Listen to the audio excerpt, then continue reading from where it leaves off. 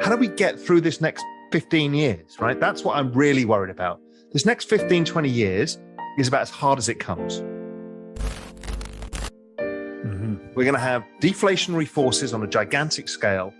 Jobs are going to be replaced. We've got debasement of currency going on. We've got the battle of getting crypto mainstream, that governments don't over-regulate it. You know, all of the things we've got, we've got 20 years of a battle here. And where this is all going is the metaverse. The metaverse is discovering the Americas again, or even a new solar system. Where this is all going is the metaverse. The metaverse is discovering the Americas again, or even a new solar system. What you're doing, if you think of the world as constrained by its own GDP, because of humans, productivity, resources. The metaverse has none of that. So there is a possibility that the metaverse allows us, people, to earn incomes in a world free of the constraints, free of the debt shackle, in this new world of crypto that allows us to create our own worlds in the way that we want it. And they are kind of, if you go to its logical conclusion, it's kind of, we create our own fake world, however we want it to be. And you can live in whatever world you want. Like you and I will live in different online worlds. You'll be on, you know, one social media site, I'll be in the other. We'll be reading different articles. We live in different worlds already. Right. You know, our worlds overlap quite a lot, but we live in different worlds. Yeah. But sooner or later, I can be in a room with different people. Right. And they can be all around the world. And they can all be all like-minded, which creates all this splits and a realignment of what states are. And this whole thing of this fourth turning is we're going to a very, very different world, much like the post-British Empire world was very different to that world. Right. You know, Raoul, here you're speaking to my soul, actually, because ever since I started playing massive online multiplayer games when I was 13, you know, I was 20, 25 years ago, I was 11. I had this deep intuition that this was going to be where the world was going. It's like there were just so many factors that could be economized in the digital world that you can't do in the real world. There's a lot of advantages. And now that we see tech becoming increasingly immersive too, like right now we're still talking through a screen, you and I. I'm looking at a laptop, you know, we're but this, don't forget, if we'd done this 2 years ago, we'd have done it in studio together. Right, exactly. We've already transitioned to this is normal. Yes. So there's been this accelerant on the use of digital technology, but now the immersiveness of digital technology is also growing in tandem. So my long-standing thesis for the world is that the real world is becoming a video game. And so to hear you say that everything's headed into the metaverse, that resonates with me very loudly.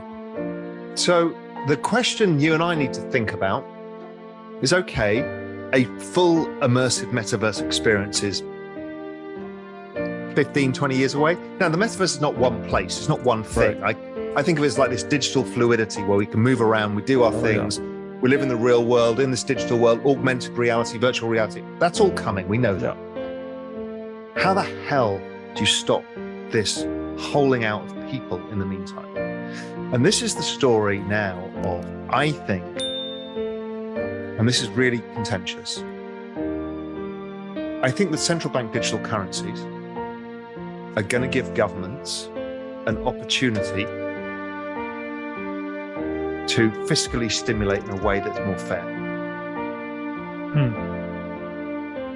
Because I think they can therefore put money in the right people. We have to go towards a UBI world, whether we like it or not, until we can replace that income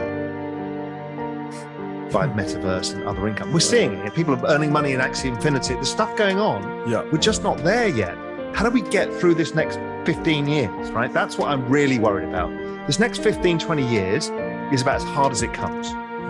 We're going to have deflationary forces on a gigantic scale. Jobs are going to be replaced. We've got debasement of currency going on. We've got the battle of getting crypto mainstream, that governments don't over-regulate it, and all of the things we've got. We've got 20 years of a battle here. Because let's assume, as you and I have, that debasement is accepted. That is the only answer they've got, and it's going to keep going, right? So how do you stop the people revolting? Right. You have to give them money or opportunity. Redirecting the flow of the Cantillon effect, or the redistributive quality of debasement, away from asset owners and towards the working class. Capital to wages. It's capital to labor. That has to happen. Right. And this is why the progressive left is going to be hard to beat. Because regardless of your political affiliation or your economic affiliation, populism, you've got 86 million millennials who are pissed at what's happened, and they tend to be more progressive in their attitude. Right. And they want the rights that their parents got, which is the rights of the American dream. The baby boomers never got it in the end. They kind of destroyed it all. Yeah. But so they are going to force, by voting power, progressive policy. And again, whether anybody likes it or not, because the nostalgia of the 1950s, of the current structure of the right, doesn't play to the young. Right. The 1950s is like talking about the 1920s boom time to you and I. I mean, it's nothing. It's something we see in films or read in a book, like The Great Gatsby. Yeah. It doesn't mean anything. While the baby boomers, they were in their teens.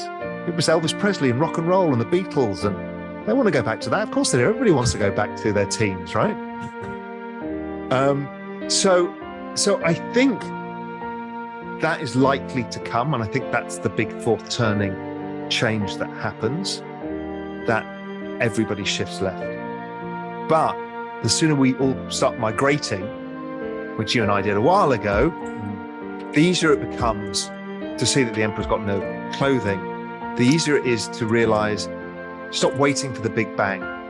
Understand what the game is. The game is not what you want it to be. The game is what it is. And you have to play the game you're given. Well, too many people spend so long angry that the game is not being played as they want it to be. Right. Nobody cares. Right? This is why everybody imposes their politics on everything. Nobody cares. Yeah. The game is what's being served to you. You deal with that. So you and I are talking, and I don't know what computer you're on, what internet service provider you're on, what software you're running. I know nothing. I just click the button and there you are. Exactly. That is the world we're going into here with the exchange of value. And I will send you $10 and you will receive it instantaneously. And you'll never think to ask me, what chain did that go across? What protocol, right? You don't care.